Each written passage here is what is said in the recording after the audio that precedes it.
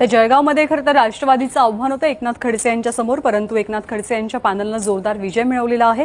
या विजयानंतर स्वतः एकनाथ खडसे आणि त्यांच्या कन्या रोहिणी खडसे यांनी काय प्रतिक्रिया दिली आपण पाहूया। सहकार पॅनलच्या 21 पैकी 19 जागा प्रचंड मताधिक्याने निवडून आल्यात। एक जागा आमची ईश्वर चिठ्ठीने पडली, म्हणजे जवळपास 20 जागांपर्यंत आम्ही पोहोचलेलो। आणि आता मतदारांनी एक जबाबदारी आमच्यावर घातली की या ठिकाणी जी धुळदाण या बँकेची आतापर्यंत झाली, जी अत्यंत चांगल्या अवस्थेत असलेली बँक डबघाईत गेली, ती प्रगतीपथावर आणणं, शेतकऱ्याला मदत करणं, पूरक व्यवसायासाठी त्याला कर्ज उपलब्ध करून देणं आणि अनेक ठिकाणी ज्या बँकांच्या संदर्भामधल्या खातेदार आहेत किंवा कर्ज थकलेलं आहे ते वसूल करणं, बँक मोठ्या प्रमाणावर NPA मध्ये गेली होती। तुमच्याकडे अध्यक्षपदासाठी एक प्रमुख दावेदार म्हणून बघितलं जातोय, त्याबद्दल तुमचं काय म्हणणं? तुम्ही इच्छुक आहात का?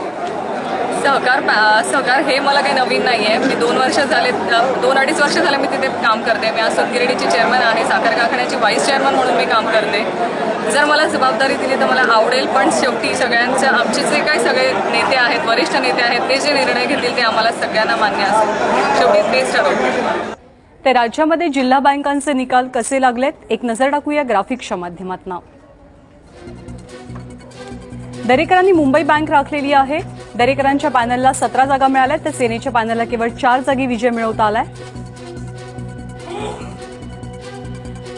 खडसेंनी आपलं वर्चस्व कायम राखलेलं आहे, त्यांच्या गटाला 19 जागा तर विरोधी गटाला केवळ 4 जागी विजय मिळवता आला।